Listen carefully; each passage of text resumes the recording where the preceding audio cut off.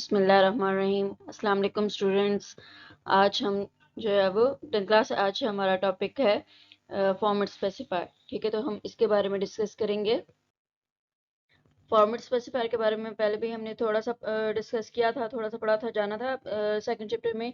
तो आज इसके बारे में डिटेल हम देखेंगे कि कौन कौन से फॉर्मेट स्पेसिफायर्स होते हैं। अ format specifier is a computer code that tells about the data type. Data type के बारे में आपको बताता है कि जो कौन सी डाटा टाइप जो है वो यूज़ की जा रही है और उसकी मेमोरी में कितनी स्पेस बनेगी। ज़ाहिर सी बात है, जब हमने डाटा टाइप का टॉपिक पढ़ा था तो उसमें हमने बताया था ना कि बाइट्स में मेमोरी में स्पेस जो है वो ऑक्यूपाई होती है, तो किस डाटा टाइप के लिए कितनी स्पेस ऑक्यूपाई होती है, तो ये हमने वहाँ पे डिस्कस किया था। ठीक है, तो फॉर्मेट स्पेसिफायर आपको डाटा टाइप के बारे में बताता है, फील्ड विड्थ के बारे में बताता है, और किस फॉर्मेट में वैल्यू जो प्रिंट करवानी है वो किस फॉर्मेट में होगी। ठीक है, according to which value is to be printed और read from input device. Input device से कौन सी वैल्यू हमने किस फॉर्मेट में वैल्यू जो है वो रीड करनी है, कौन सी वैल्यू रीड करनी है, आया हमने स्ट्रिंग रीड करना है, आया हमने फ्लोटिंग पॉइंट रीड करना है या इंटीजर रीड करना है। ठीक है, और उसकी लेंथ जो है वो क्या होगी। तो ये सारी चीजें फॉर्मेट स्पेसिफायर आपको बताता है। ठीक है, और जो भी वैल्यू हम प्रिंट कर रहे हैं वो कौन सी होगी। आप ये आपके पास डेफिनेशन हो गई फॉर्मेट स्पेसिफायर की। फॉर्मेट स्पेसिफायर क्या होता है? Format specifier is a computer code that tells about the data type, feed width, and the format according to which value is to be printed or accept या read from a from an input device। ठीक है, तो ये इसकी definition होगी। List नीचे आपके पास दी हुई है लिस्ट, जिसकी मदद से हमें पता चलेगा कि कौन कौन से फॉर्मेट स्पेसिफायर्स होते हैं और कितने होते हैं और किस हर एक का पर्पस क्या है। ठीक है, तो ये आपके पास डेसिमल फॉर्मेट स्पेसिफायर है, ये आपके पास इंटीजर्स फॉर्मेट स्पेसिफायर है। परसेंटेज डी डेसिमल इंटीजर के लिए है, परसेंटेज आई इंटीजर के लिए है, और एल डी जो है वो लॉन्ग डेसिमल इंटीजर जिसकी रेंज जो है वो ज़्यादा होगी। परसेंटेज एफ फ्लोटिंग पॉइंट के लिए है, और परसेंटेज ई जो है वो भी फ्लोटिंग पॉइंट के लिए है, लेकिन percentage F decimal floating points के लिए है और परसेंटेज ई एक्सपोनेंशियल के लिए है। ठीक है, एक्सपोनेंट्स की फॉर्म में जब हमने देना होता है, वैल्यू देनी होती है, तो उसके लिए होता है। ठीक है, फॉर एग्जांपल अगर मैं यहाँ लिखूँ 9 इंटू, इस फॉर्म में अगर आप लिखना चाहेंगे मतलब एक्सपोनेंट की फॉर्म में, ठीक है, 10 की पावर समथिंग 9 इंटू 10 की पावर जब आप कैलकुलेशन कर रहे होते हैं तो वो एक्सपोनेंट की फॉर्म में जब आता है, मतलब बहुत बड़ी वैल्यू आपके पास आ रही है, ठीक है, तो उसको समराइज करके शॉर्ट करके एक्सपोनेंट फॉर्म में लिखा जाता है, तो उसके लिए ये ई यूज़ किया जाता है।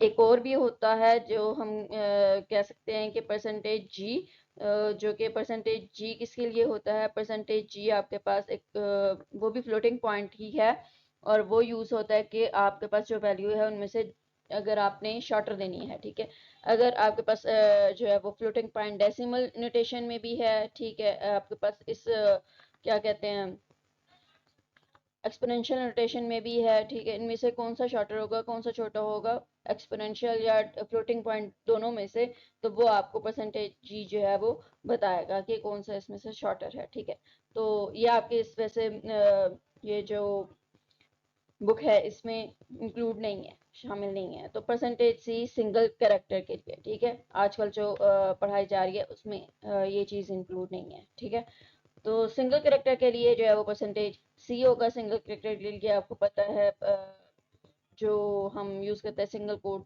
यूज़ करते हैं। ठीक है, जो भी आपने कैरेक्टर के तौर पे लेना है तो उसको सिंगल कोड में लेंगे तो वो सिंगल कैरेक्टर रिप्रेजेंट करेगा।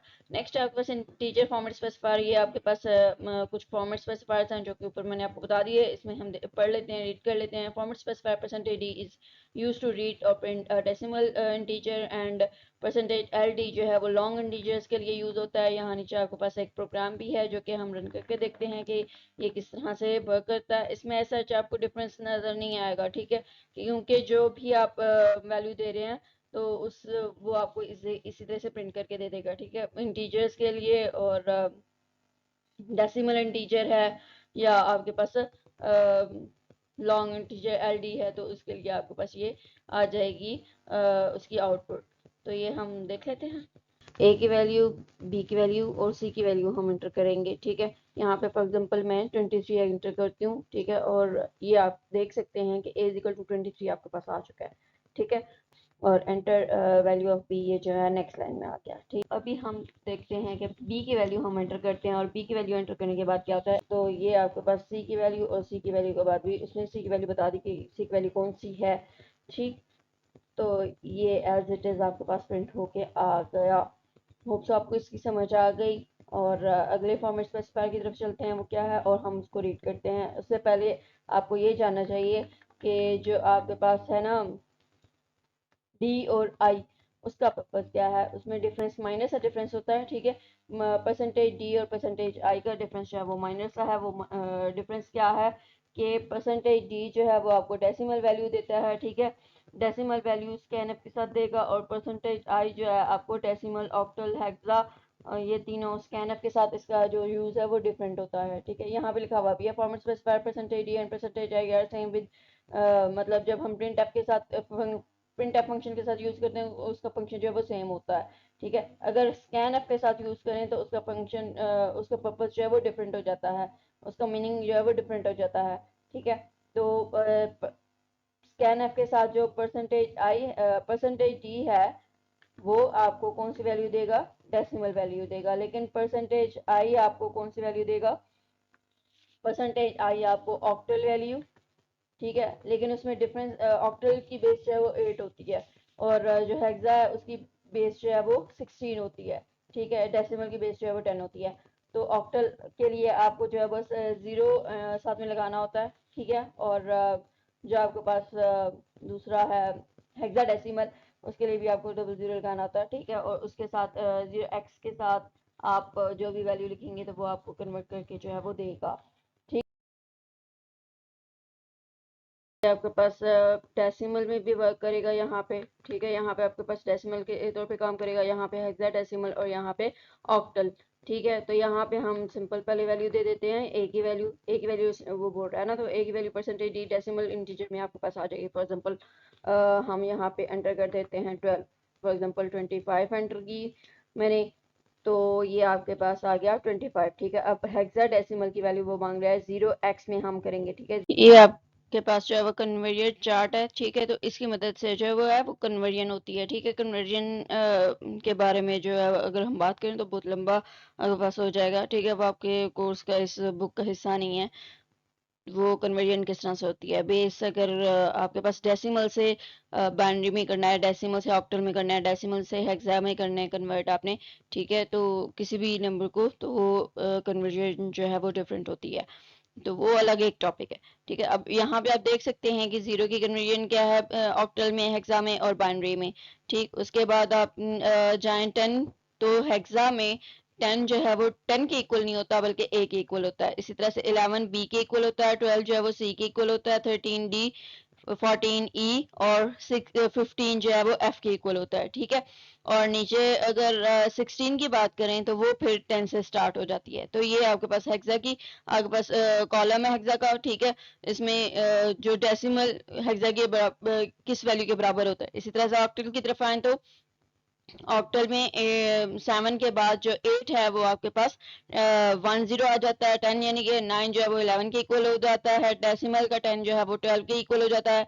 इसी तरह से, और बाइनरी में तो आपको पता है, पीछे हम कई बार ये बात कर चुके हैं कि 0 1 की फॉर्म में आपके पास जो बाइनरी है वो 0 1 डिजिट्स पे मुश्तमिल होती है, तो ये कन्वर्जन 0 1 की होगी। ठीक है, तो ये आपके पास हो गया बाइनरी का। तो अब हम देख लेते हैं कि जो हम रन कर रहे थे उसमें कैसे होगा। फॉर एग्जांपल अगर मैं 10 एंटर करती हूँ ना, तो 10 आपके पास किसके इक्वल आना चाहिए। ठीक है, 0 10 मैं एंटर करूंगी तो 0 10 जो है वो डेसिमल के इक्वल मैंने उसको करना है, तो 16 के इक्वल आना चाहिए। ठीक है, 16 के इक्वल आना चाहिए। तो आइए देखते हैं वो किस तरह से होगा और किस तरह से वर्क करेगा। 10 के इक्वल करती हूँ तो क्या वो मुझे कन्वर्ट करके 16 के इक्वल देता है या नहीं देता। तो ये 0 और x और आगे मैं 10 एंटर कर देती हूँ। ठीक है, 10 एंटर किया और ये देखें आपके पास c इक्वल टू 16 आ गया। उसने ये इसके मुताबिक कन्वर्ट करके दे दिया। ठीक है, मैंने i में एंटर वैल्यू की थी। ठीक है, i में वैल्यू एंटर की थी और इसने d में डेसिमल में इसको कन्वर्ट करके दे दिया। अब नीचे हमारे पास क्या है। ठीक है, अब ऑक्टल की वैल्यू हम एंटर करते हैं यहाँ पे 0 10, यही वैल्यू ले लेते हैं। ठीक है, अब ये 010 जो है वो हम दे रहे हैं ऑक्टल में, और इसको ये डेसिमल में कन्वर्ट करके देगा। तो कैसे करेगा, ये एंटर किया और ये आपके पास 8 आ गया। ठीक है, अब चार्ट की तरफ आते हैं। तो चार्ट भी हमारे पास यही था कि ऑक्टल की वैल्यू जो है वो 10 जो है वो 8 के इक्वल, यानी 8 10 के इक्वल होता है। ऑक्टल में 8 जो है वो 10 के इक्वल, 8 का डेसिमल, और ऑक्टल जो है वो 10 के इक्वल होगा। ठीक है, तो क्योंकि ऑक्टल की बेस जो है वो 8 होती है और हेक्साडेसिमल की बेस जो है वो 16 होती है, इसलिए 16 के इक्वल नहीं होगा बल्कि 10 के इक्वल आ जाएगा। ठीक है, तो होप सो आपको इसकी समझ आ गई है कि स्कैन एफ में इसका पर्पस जो है वो डिफरेंट हो जाता है, प्रिंट एफ में अगर हम करें तो वो सेम आ जाता है। तो यहाँ पे ये मैंने वैल्यू कुछ और लिखी थी। ठीक है, अब जब डेसिमल में उसने जो है वो इसको कन्वर्ट करके दिया तो कुछ और वैल्यू आपके पास आ गई है। होप्स आपकी इसकी समझ आ गई है। आइए, अब क्लियर हो गया होगा कि किस तरह से ये परसेंटेज डी और परसेंटेज आई जो है वो डिफरेंट होते हैं। अब format floating point format specifier की तरफ चलते हैं।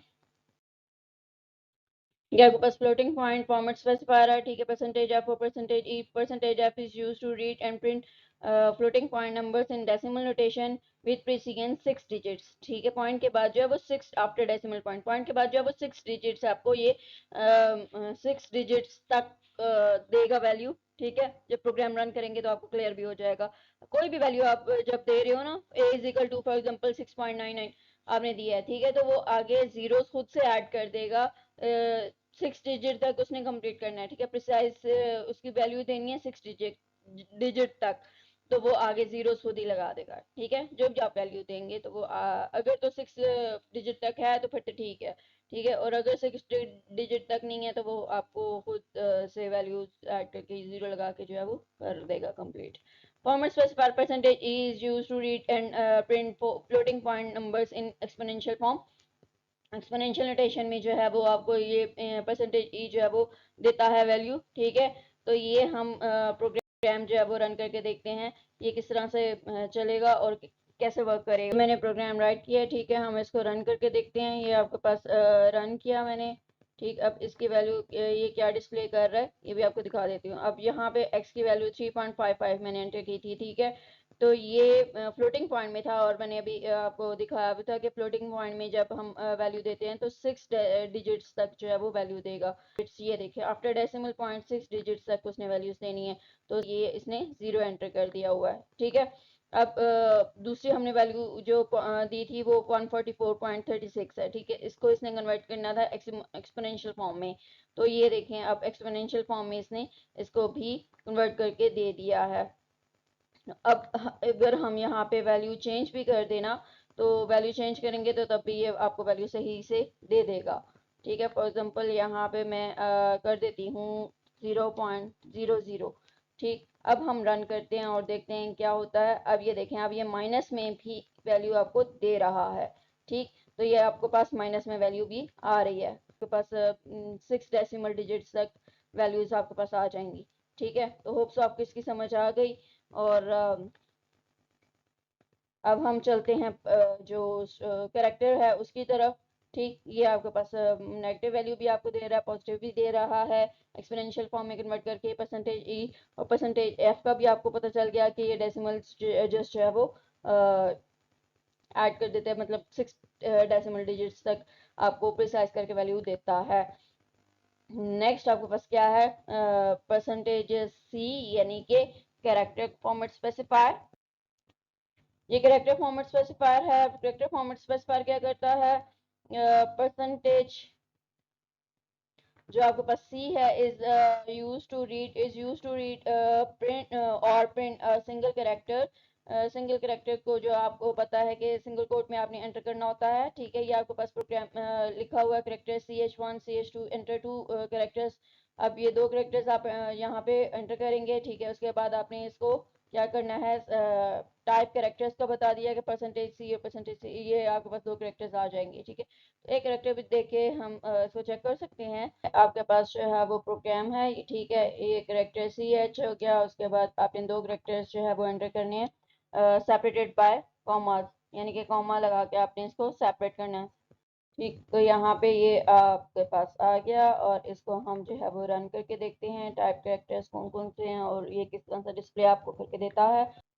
यहाँ आपके पास दो कैरेक्टर्स एंटर करने को कह रहा है। फॉर एग्जांपल मैं यहाँ पे एंटर कर देती हूँ ए और कॉमा फॉर एग्जांपल एम। ठीक है, तो ये ए कॉमा एम मैंने कर दिया, एंटर कर दिए दो कैरेक्टर्स। अब ये टाइप कैरेक्टर्स आर, कौन कौन से कैरेक्टर्स मैंने एंटर किए आपको शो करके दे देगा। एंटर किया और उसके बाद ये शो कर दिया उसने ये type characters A and M. Hope so आपको इसकी भी समझ आ गई है परसेंटेज सी की। ठीक है, कि ये किस तरह से रन कर रहा है, किस तरह से वर्क कर रहा है।